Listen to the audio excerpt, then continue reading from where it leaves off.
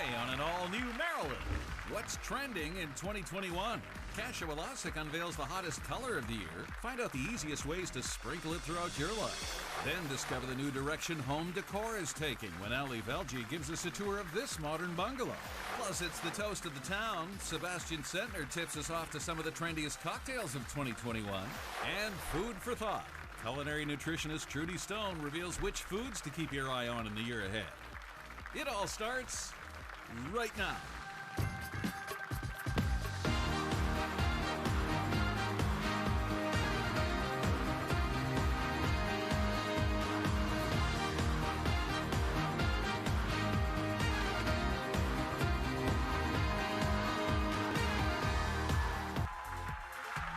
Up next, Sebastien Centner tips us off to some of the trendiest cocktails of 2021. That's up next. Welcome back. Joining us with what's trending in drinks for 2021 is Sebastien Centner. There's trends in drinking. I love that. Of course, there's always trends. Not that we need a trend to drink, but especially these days. But No. we've got a few really great things to keep it current for 2021. All right. The first one on the list, Sebastien, it's so great to see you. And you always have the latest stuff, is orange wine. Really? Well, yeah. So orange wine is actually wine it's not made from oranges. That's a bit of a misconception. So orange wine refers to the color of the wine, and it's like a traditional white wine. But what happens is they actually leave the skin on the white wine grapes, and it turns the wine a bit of an orange hue or color. So what happens, there's really two things about orange wine. Number one, it's slightly stronger than white wine. It's a bit more full-bodied. So if you like a full-bodied white wine, you're going to love orange wine. But secondly, in this day and age, it's all about Instagrammable and photographable and what you can put on social media. And everyone seems to be going crazy about having orange wine because of the color of it.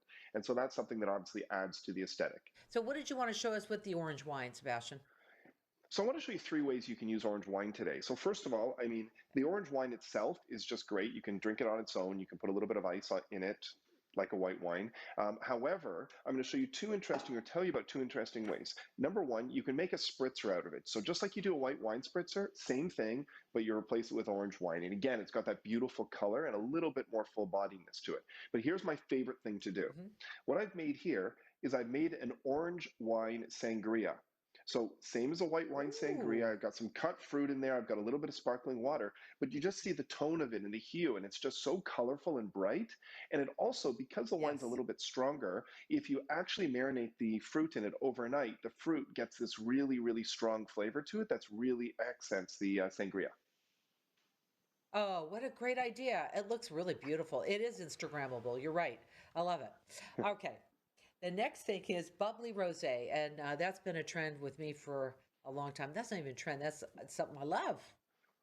It's like a staple. It's like a staple, but it is becoming trendy It's a again. staple. I mean, you and Sheila, you love your rosé. We know that. And you can drink rosé. Rosé is mostly a summer drink. We drink it all year long. But if you're looking for something that's a little bit more upscale, so if you're doing something for the holidays, if you're doing something for a celebration, it's always nice to be able to do Sure. champagne or sparkling wine. And what we're seeing now is the convergence of those two trends, rosé with sparkling or champagne. Now, it's not that these products haven't been around for a long time. They have. Again, you can get great domestic products, international products. It's just that we've seen them really rise in popularity nowadays, and for a few reasons. Number one, there's a lot more varieties of rosé available in sparkling format. So these are a couple of samples. They're inexpensive sparkling wines. You're around the $15 to $20 a bottle. And then, of course, you can go up to the higher end sparkling rosés and champagnes if you're looking to drink something neat. So here's the thing about sparkling rosé. Couple things. It's generally sweeter than regular rosé, just like sparkling wine is or champagne.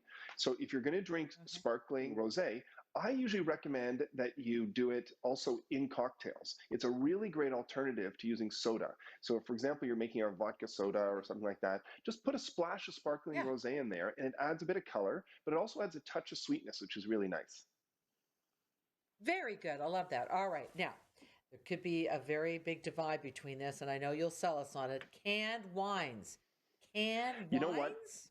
I know, Marilyn, if you had said to me 5 years ago, we actually, a little inside joke, we went to a friend's house about 10 years ago for dinner who was a big wine aficionado, and I brought him a box of wine. and I talked to him about how this was my favorite wine and da da da, and just played along with it. Well, of course, boxed wines, canned wines. It's like, God, what are we talking about? But what's really interesting Mhm. is that they've actually started to make some really good products. And what people have noticed is that if you're using the canning process properly, you can take some, good wines and some things like sparkling rosé is a great example of that, and put it Sure. in a canned format. And there's a whole bunch of advantages. So if you look at some of the products that I have here, this is a sparkling Mhm. rosé, but it's in a canned format. So the great thing about it is that it's a sparkling wine. We're not looking, you would not see this in a champagne format. Champagne will always be in a bottle.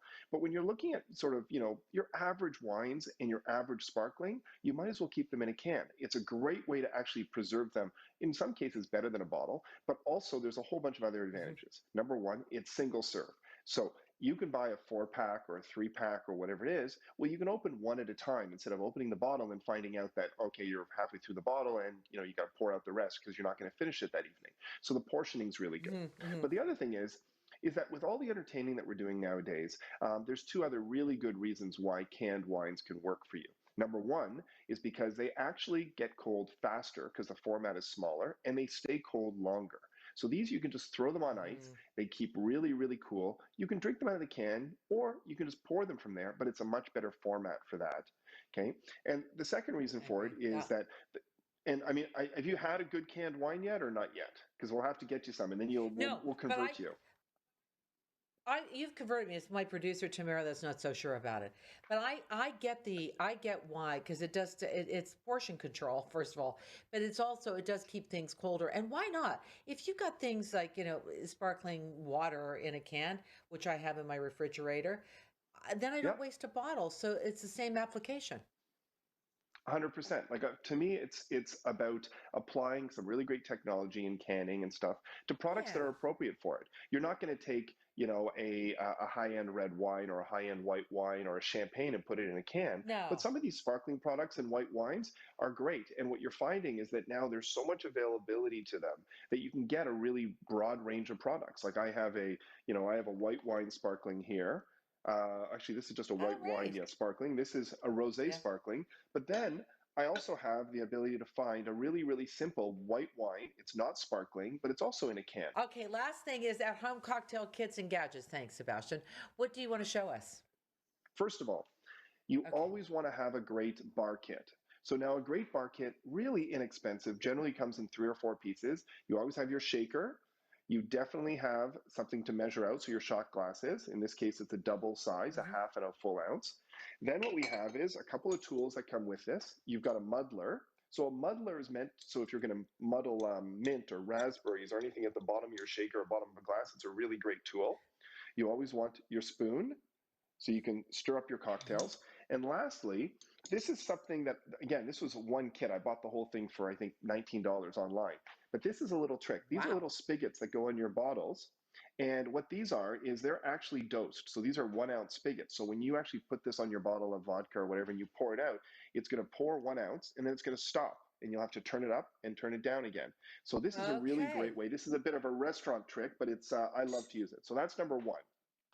Number two, okay, so I don't know if you've ever seen this, but this is called a rimming kit. So a rimming kit, if you've ever had a really great cocktail at a restaurant, it's got all that beautiful sugar or salt around the edge, or maybe a margarita. I'm sure you've had one somewhere. Mm-hmm. Mm-hmm. So what Mm-hmm. they do Yeah. basically, you would see this on the bar. Well, the thing is, you can do this at home just as easily. Again, this was under $20 to order this online. It's a great little kit. It folds together to be compact, and it's got a spot for your lime juice. It's got a spot for salt and a spot for sugar, a little bit of a tongue twister there. Yes. And what you basically do is you put your Uh-huh. drink in it, and then you rim the glass, and it just gives this extra little flavor. It gives a real mixologist professional bartending twist. Any other things you want to show us? Got two things to show you last but not least. First of all, in the idea of the rimming kits, you can get all these great salts online, so you can make your own. But I find it's really great to order a few, try them, and again, there's some fantastic stuff you can order online or get at your local store. And then lastly, pre-batched cocktails. Now, pre-batched cocktails, going back to canned wine, Oh, yeah. 10 years ago, you'd think, oh my gosh, what is that? That's got to be terrible. It's margarita in a bottle, in a bottle or a box or something. But what we're finding now Right. is that without the alcohol in them, you're finding these really great mixes online. So this is a Paloma cocktail mix. It's done in small batches. Hmm. It's super high end. It's got no alcohol in it, which means you can order this online. You can make, mom and dad can have their Paloma with a little bit of tequila to help take the edge off after a week of homeschooling and working from home. And the kids can Right. have their own Right. non-alcoholic version. Those are great kits to get, and I know that like, a lot of people, like you say, baking, cooking, and so why not just kind of expand the bar a little bit? Okay, we'll get together soon. I hope. Fingers crossed. We do have to take a break, everybody. We'll be right back. Hey.